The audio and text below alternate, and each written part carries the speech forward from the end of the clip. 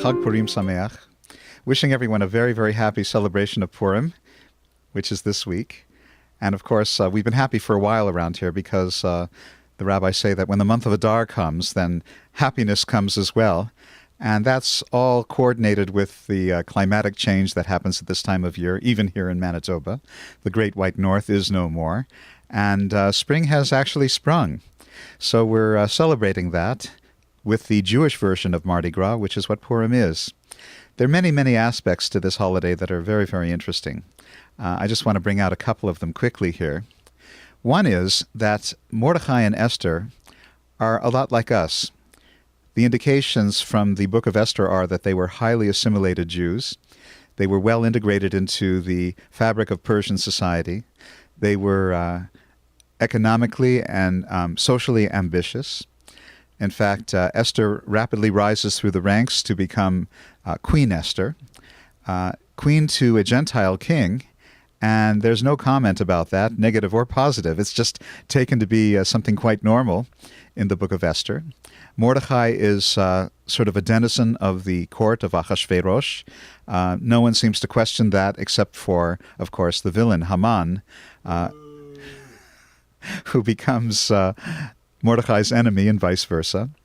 And so we have this very assimilated situation in which Esther's placement as queen becomes absolutely critical to saving the lives of the Jews of the Persian Empire. So very, very interesting how the mechanism of the diaspora works in favor of the Jews in this case. And there are similar things that are coming up now in our Western civilization.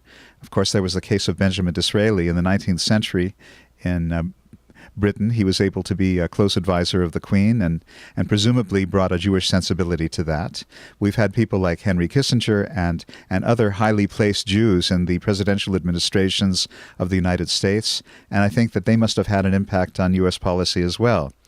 So, as one becomes integrated into the Gentile society, one gains in influence, and this is not for the worst, obviously, because then there's a Jewish influence in the way a country, an economy is run, and that actually bodes well for Israel as well.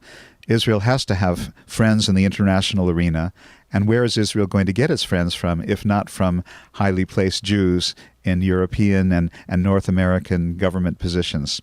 So that is one aspect of the Purim story that is very interesting. The other part has to do with these masks. The name Esther could be related to the Hebrew astir, I will hide, as in I will hide my face. God tells the people of Israel in the book of Deuteronomy that he will hide his face at times, depending on how we approach the covenant, how we behave towards one another. And there's a lot of hiddenness, actually, in the Purim story. Esther has to hide her identity in order to rise through the ranks of the king's harem to become queen. She reveals herself at the critical moment when she needs to save the lives of her people. She does so at risk of her life.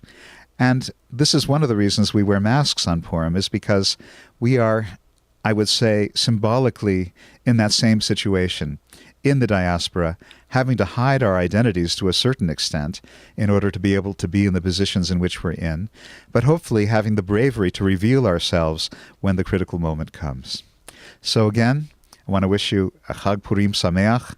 We are celebrating here at Shaarei Tzedek with a very special Purim Carnival, which was, and a Purim play, which will be, and hopefully you'll be able to catch one or more of those very special events. Again, Chag Purim Sameach and Shabbat Shalom.